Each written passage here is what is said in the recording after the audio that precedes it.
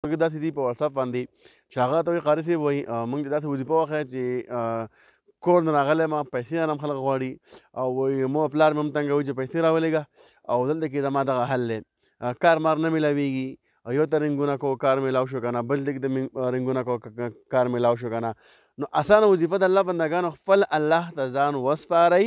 او دا وظیفه شروع کړئ انشاءالله العزیز که کاروبار نه کاروبار به الله درکوي یو دویمه چې کاروبار دی وي او تا ورته زړه نه لګي یا او دریم دا چې کاروبار دې روان کړی وړه په ټپ په ځای باندې ودرېږي نو دا ویډیو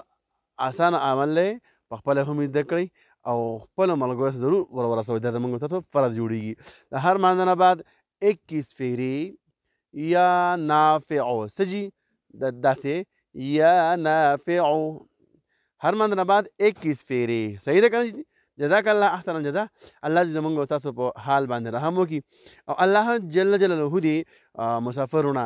د محتاجینو د فقیرینو وساتي نو الله جل جلاله دې زما دغه مسافرونه درغلي دي او په ملیشیا کې پراته دي دوبۍ کې دي سعودي عرب کې دي عمان کې دي